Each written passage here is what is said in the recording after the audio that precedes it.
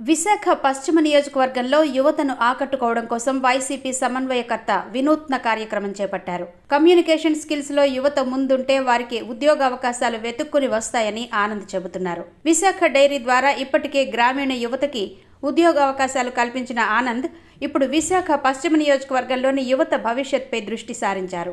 దీంట్లో భాగంగా ఆంగ్ల విద్యా శిక్షణలో అగ్రగామిగా నిలిచిన డాక్టర్ చిరంజీవి సారథ్యంలో ఈజ్ ఇంగ్లీష్ ఉచిత శిక్షణ కార్యక్రమాన్ని ఆనంద్ ఏర్పాటు చేశారు.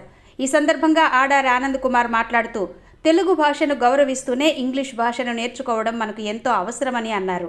శుక్రవారం ఉదయం 10 గంటలకు షీలానగర్ దగ్గర కిమ్స్ ఐకాన్ హాస్పిటల్ ఆనుకొని ఉన్న విశాఖ డైరీ స్కూల్ ఆడిటోరియంలో ఈజ్ ఇంగ్లీష్ ఉచిత శిక్షణ కార్యక్రమాన్ని ప్రారంభించారు. కొద్ది రోజుల క్రితం పారిశ్రామిక ప్రాంతాల్లో నిర్వహించిన జాబ్ మేళాలో నిరుద్యోగ యువతీ యువకులు ఇంగ్లీష్ భాష రాక ఇబ్బంది పడి ఉద్యోగం పొందలేని నేపథ్యంలో ఈ కార్యక్రమం చేపట్టడం జరిగిందని ఆనంద్ వెల్లడించారు. విద్యార్థుల భవిష్యత్తును దృష్టిలో పెట్టుకుని రాష్ట్ర ముఖ్యమంత్రి వైఎస్ జగన్మోహన్ రెడ్డి పాఠశాలలను ఆధునీకరించి ప్రైవేటు పాఠశాలలకు దీటుగా ఇంగ్లీష్ మీడియం పాఠశాలలను ఏర్పాటు చేయడం జరిగిందని ఆనంద్ గుర్తు చేశారు. ప్రతి ఒక్కరూ మహిళలు, యువత ఈ సదవకాశాన్ని వినియోగించుకోవాలని ఆయన తెలియజేశారు. మరింత సమాచారం మేరకు 9000818467 9000938467 ఈ నంబర్లను సంప్రదించవచ్చని ఆయన తెలియజేశారు.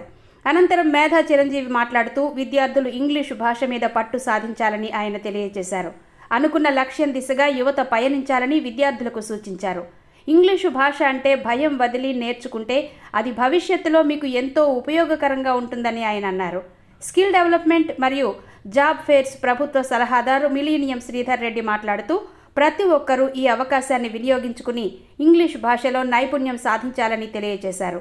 ఈ కార్యక్రమంలో వైసీపీ పశ్చిమ నియోజకవర్గం పరిశీలకులు డాక్టర్ రెహమాన్, వార్డు కార్పొరేటర్లు, మండల పార్టీ ప్రెసిడెంట్లు, జేసీఎస్ క్లస్టర్ కన్వీనర్లు, నాయకులు, కార్యకర్తలు, వాలంటీర్స్, గృహ సారథులు, జేసీఎస్ సైన్యం, విద్యార్థులు, సోషల్ మీడియా కోఆర్డినేటర్స్ పాల్గొన్నారు.